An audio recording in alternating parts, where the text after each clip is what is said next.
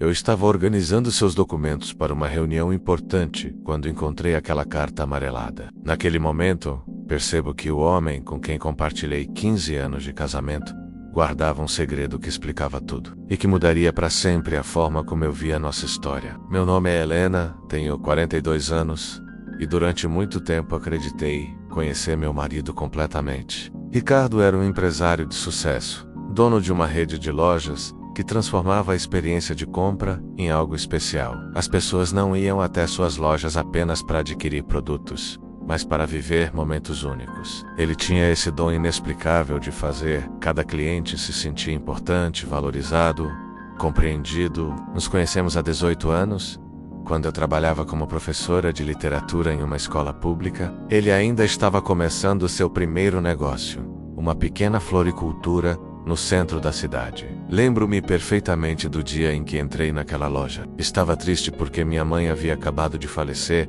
e eu queria comprar flores para levar ao cemitério. Ricardo me atendeu pessoalmente e, em vez de apenas me vender um arranjo, sentou-se comigo e me ouviu falar sobre minha mãe durante quase uma hora. As flores não vão trazer ela de volta. Ele me disse com uma ternura que me desarmou completamente. Mas podem ser um símbolo de que o amor que vocês compartilharam continua vivo dentro de você. Saí daquela loja não apenas com flores, mas com a sensação de ter sido vista, realmente vista, por alguém. 3 meses depois, ele me procurou, guardou meu número do recibo e teve a coragem de me ligar. Nosso primeiro encontro foi simples, um café em uma padaria modesta, mas a conversa fluiu como se nos conhecêssemos há anos. Ricardo tinha algo diferente. Ele não falava de si mesmo com arrogância, mas havia uma profundidade em suas palavras que me intrigava. Contou-me que tinha crescido em um bairro humilde, que havia enfrentado dificuldades e que seu sonho era construir algo que fizesse diferença na vida das pessoas. Não quero apenas vender coisas, dizia com os olhos brilhando. Quero que cada pessoa que entre em minha loja saia diferente, ainda que seja só um pouquinho. Nos casamos 2 anos depois, em uma cerimônia simples rodeados por poucos amigos e familiares. Naquela época, ele ainda estava lutando para fazer seu negócio crescer. Passamos noites inteiras planejando o futuro, fazendo contas apertadas, comemorando cada pequena vitória. Eu continuava dando aulas e meu salário era fundamental para mantermos as despesas básicas enquanto ele investia cada centavo no sonho que estava construindo. Lembro-me de uma noite específica. Estávamos na nossa pequena sala, ele com uma caderneta velha no colo, escrevendo frases e ideias. "O que você está fazendo?"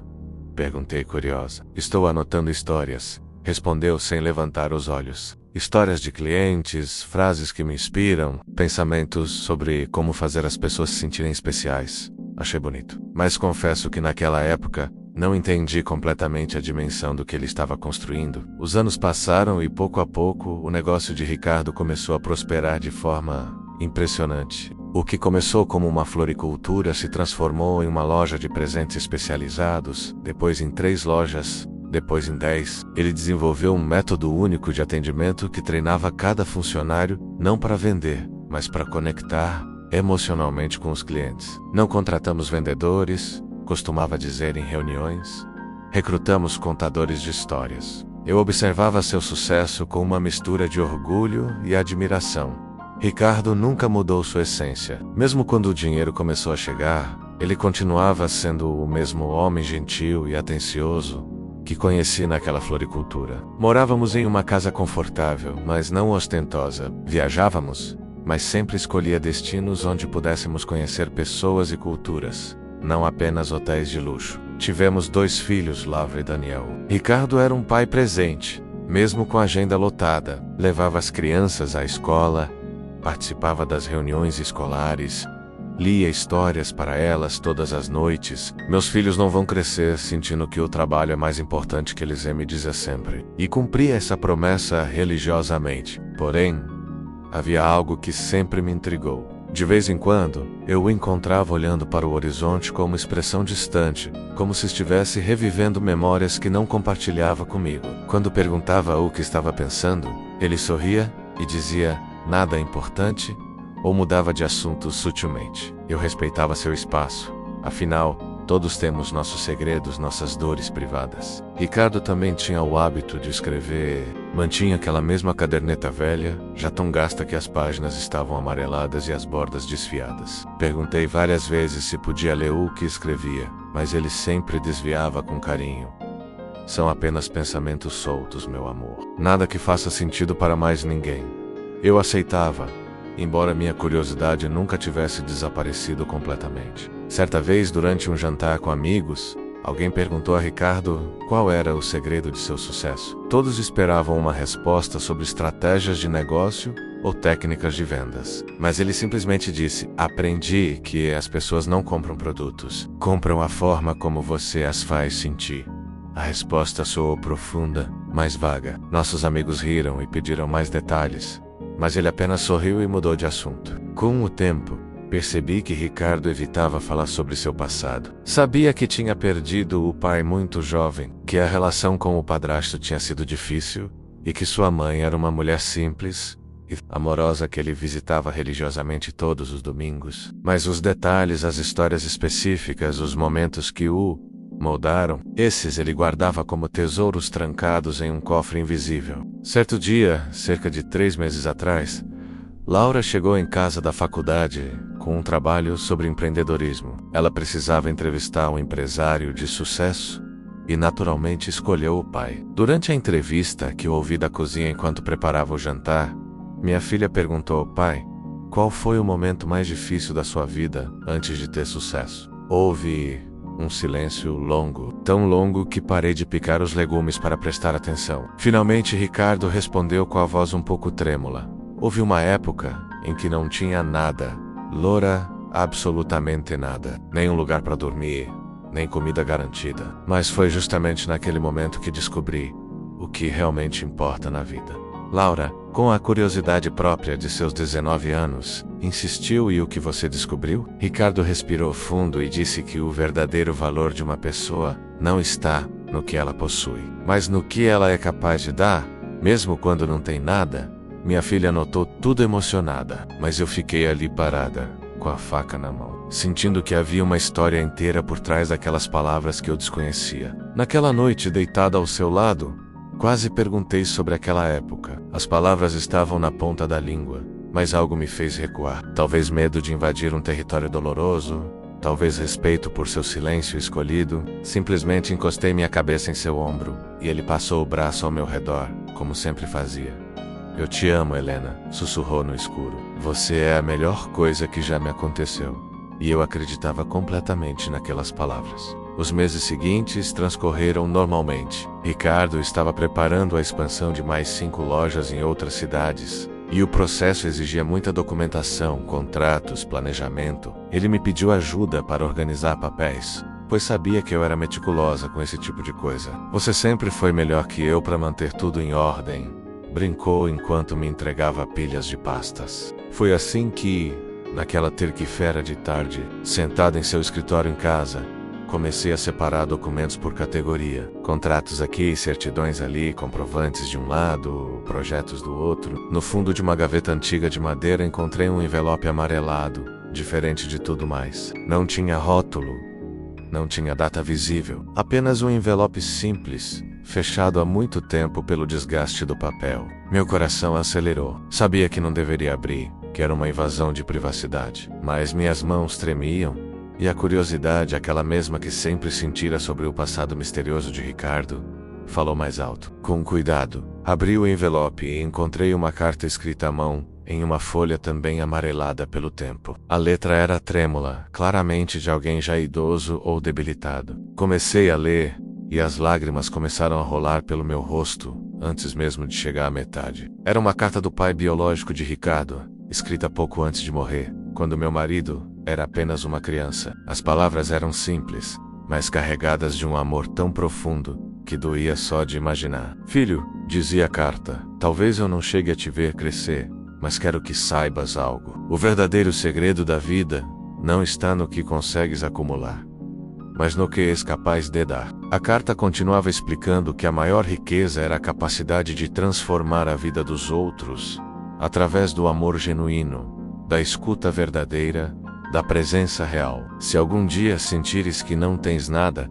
lembra que tua palavra, teu tempo e teu coração sempre serão suficientes para mudar o mundo de alguém. Cada frase era uma filosofia de vida, um legado invisível passado de pai para filho, através de palavras em um papel. Terminei de ler com um rosto molhado de lágrimas. De repente, tudo fazia sentido. A forma como Ricardo conduzia seus negócios, sua obsessão em fazer as pessoas se sentirem especiais, sua recusa em apenas vender produtos, aquela caderneta velha onde anotava histórias e pensamentos. Tudo isso não era apenas uma estratégia de negócios. Era o cumprimento de um legado, a materialização das últimas palavras de um pai que ele mal teve tempo de conhecer. Fiquei ali sentada, segurando aquela carta, sentindo que estava segurando o coração do homem que amava. Quantas vezes ele deve ter lido aquelas palavras? Quantas vezes buscou força nelas durante os momentos difíceis que nunca me contou? De repente me dei conta de que meu marido não escondia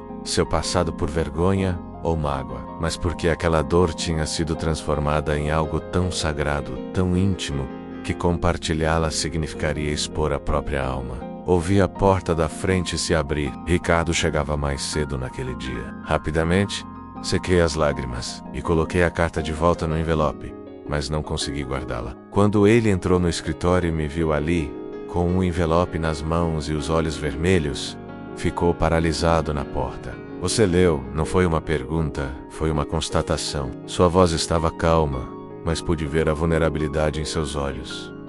Assenti com a cabeça, incapaz de falar. Ele caminhou lentamente até mim, puxou a cadeira ao meu lado, e sentei, e silêncio. Por longos minutos nenhum de nós disse nada. Finalmente, encontrei minha voz. Por que nunca me contou? Ele olhou para a carta em minhas mãos e sorriu tristemente. Porque algumas dores são tão profundas, que quando finalmente as transformas em algo bonito, tens medo de que falar sobre elas faça tudo desmoronar novamente. Então naquela tarde, pela primeira vez em 15 anos de casamento, Ricardo abriu completamente seu coração para mim. Contou-me sobre a noite em que foi expulso de casa pelo padrasto, sobre dormir em bancos de praça, sobre a fome, sobre vender flores murchas nas ruas, sobre os encontros que mudaram sua vida, sobre o reencontro com sua mãe, sobre como aquela carta tinha sido sua bússola durante os anos mais escuros. Falou sobre um senhor chamado Dom Ricardo, que lhe ensinou que o segredo não está no que vendes, mas no que das. Sobre um florista velho chamado Dom Ernesto, que lhe deu a primeira oportunidade. Sobre as noites em que escrevia na caderneta velha, transformando dor em propósito, solidão em filosofia de vida. Quando eu te conheci, disse ele pegando minhas mãos, eu já tinha decidido que minha vida seria sobre fazer os outros se sentirem importantes. Porque eu sei exatamente como é se sentir invisível. Cada cliente que atendo, cada funcionário que contrato, cada história que ouço, é minha forma de honrar aquela carta, de provar que meu pai tinha razão. Chorei novamente, mas desta vez não eram lágrimas de tristeza, eram de admiração profunda. O homem que eu amava não era apenas um empresário de sucesso, era alguém que tinha transformado abandono em propósito, dor em missão de vida, solidão em conexão com milhares de pessoas. Você construiu tudo isso, sussurrei olhando ao redor do escritório, não apesar do que sofreu, mas por causa disso, ele assentiu. Cada dificuldade foi uma lição, cada recall, uma oportunidade de aprender empatia, cada noite sem teto, uma razão para valorizar cada pessoa que cruza meu caminho. Naquele momento compreendi que o segredo que Ricardo guardava não era algo vergonhoso ou sombrio. Era a origem de tudo que ele se tornou. Era a chave que explicava sua gentileza inexplicável, sua capacidade de enxergar além das aparências, sua obsessão em fazer cada interação significar algo mais. Por que decidiu me contar agora? Perguntei. Ele olhou para a carta e depois para mim. Porque nossos filhos estão crescendo e quero que conheçam a verdade. Não quero que pensem que o sucesso é sobre dinheiro ou estratégias inteligentes. Quero que entendam que é sobre valores, sobre levantar quando te derrubam, sobre dar quando parece que não tens nada. Passamos o resto da tarde conversando. Ele me mostrou a caderneta velha, aquela que guardava há tantos anos. Folhei as páginas e vi frases escritas em momentos de dor, ideias nascidas da necessidade, reflexões sobre dignidade e esperança. Não eram apenas anotações de negócios, Era um diário de transformação pessoal. Posso compartilhar isso com Laura e Daniel? Perguntou com cuidado.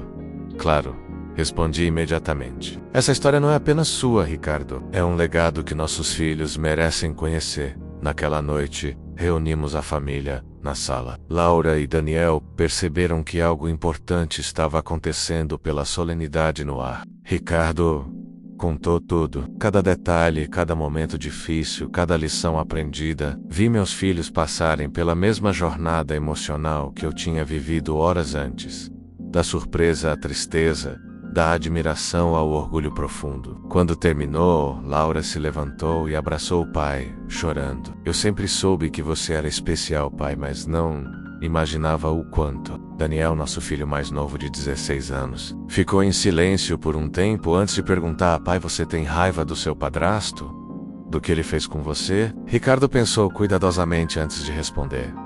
Tive durante muito tempo, mas aprendi que carregar raiva é como beber veneno, esperando que o outro morra. Hoje sou grato, porque aquele momento me forçou a descobrir quem eu realmente era. Nas semanas seguintes, algo mudou em nossa família. Não eram mudanças visíveis externamente, mas uma profundidade nova nas conversas, uma apreciação maior pelos pequenos momentos. Ricardo começou a escrever suas memórias, não para publicar, mas para deixar registrado para nossos filhos e futuros netos. Certo dia, durante o café da manhã, Laura comentou que queria fazer trabalho voluntário com pessoas em situação de rua. Quero entender o que o pai viveu. Quero poder ajudar alguém da forma como ajudaram ele. Ricardo olhou para mim com os olhos brilhando de emoção. Esse é o verdadeiro legado, sussurrou. Também percebi mudanças em mim mesma. Comecei a valorizar ainda mais a empatia nas minhas aulas, a prestar mais atenção nas histórias dos meus alunos, especialmente aqueles que pareciam invisíveis. Entendi que o que Ricardo construiu não era apenas uma empresa, era uma filosofia de vida que podia ser aplicada em qualquer lugar. Cerca de 2 meses depois de descobrir a carta, Ricardo foi convidado para dar uma palestra em um grande evento de empreendedorismo. Inicialmente hesitou, mas Laura e Daniel o incentivaram. Pai, essa história precisa ser contada. Você pode inspirar milhares de pessoas. Com nosso apoio, ele aceitou. No dia da palestra, toda a família estava na primeira fila. O auditório estava repleto de jovens empreendedores, empresários estabelecidos, estudantes sonhadores. Quando Ricardo subiu ao palco, pude ver sua mão tremendo levemente ao segurar o microfone. Mas quando começou a falar, sua voz estava firme e clara. Ele não falou sobre estratégias de negócio ou técnicas de vendas. Contou sua história desde o início, o menino expulso de casa, as noites no parque, a fome, os encontros que mudaram sua vida, a carta do pai.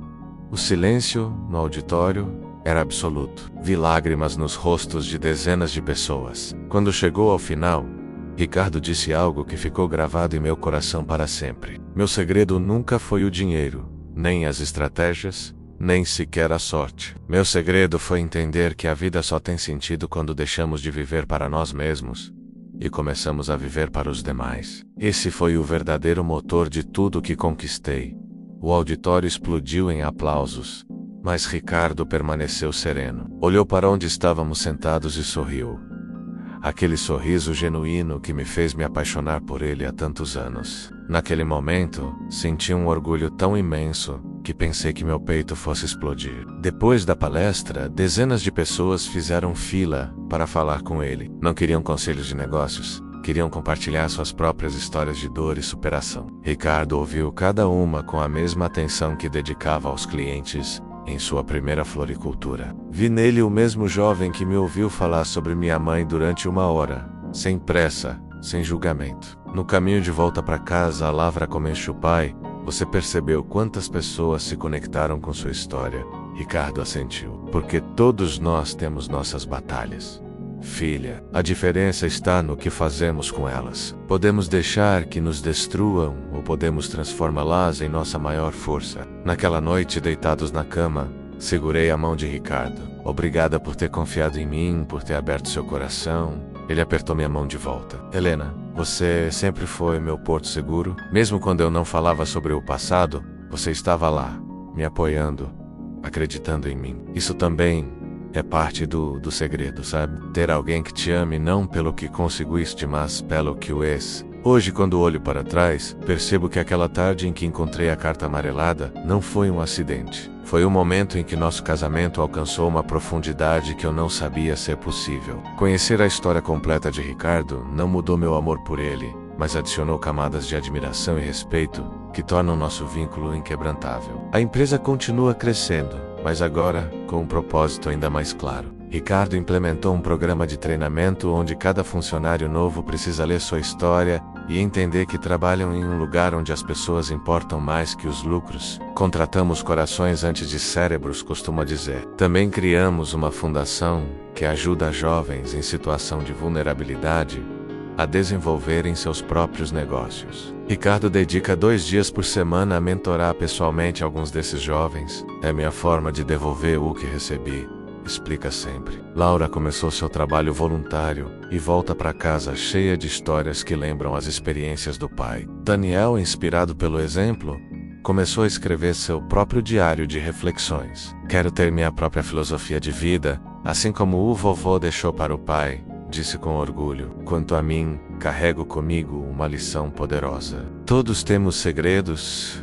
Todos temos dores que moldaram quem somos. O verdadeiro amor não é conhecer apenas as partes bonitas de alguém, mas compreender e honrar também as cicatrizes que carregam. A carta do pai de Ricardo permanece guardada, mas agora em um lugar de honra em nossa casa, emoldurada na parede do escritório. Às vezes pego nossos filhos lendo aquelas palavras, absorvendo a sabedoria de um avô que nunca conheceram, mas cujo legado vive através das ações de seu pai. O verdadeiro segredo da vida não está no que consegues acumular, mas no que és capaz de dar. Essas palavras se tornaram o lema de nossa família, gravadas não apenas em papel amarelado, mas em nossos corações. Ricardo já não é apenas meu marido, é meu maior exemplo de que é possível transformar dor em propósito, abandono em missão, solidão em conexão genuína com o mundo. E eu, que sempre fui apenas uma professora de literatura, aprendi a lição mais importante de todas. As histórias mais poderosas não são as que lemos em livros, são as que vivemos ao lado de pessoas extraordinárias, disfarçadas de gente comum. Hoje, quando jovens perguntam a Ricardo qual é o segredo de seu sucesso, ele não hesita mais. Aprendi que o verdadeiro magnate não é quem acumula, mas quem transforma a vida dos demais. Essa é a única riqueza que vale a pena perseguir. Eu, como testemunha privilegiada de sua jornada, posso confirmar o homem que dorme ao meu lado todas as noites não é rico por causa dos negócios que construiu, mas por causa do legado de amor, empatia e transformação que espalha por onde passa. O segredo que ele guardava durante tantos anos não era motivo de vergonha, era a semente de tudo que se tornou. E agora que essa semente foi compartilhada, está germinando em nossa família, em nossos funcionários, em cada pessoa que escuta sua história e decide que também pode transformar sua própria dor em propósito, porque no final das contas todos nós começamos sem nada. A verdadeira questão é o que escolhemos construir com as pedras que a vida nos lança. Ricardo escolheu construir pontes, não muros. Escolheu compartilhar, não acumular. Escolheu amar, não julgar. E esse, descobri naquela tarde ao ler uma carta amarelada, é o único segredo que realmente importa.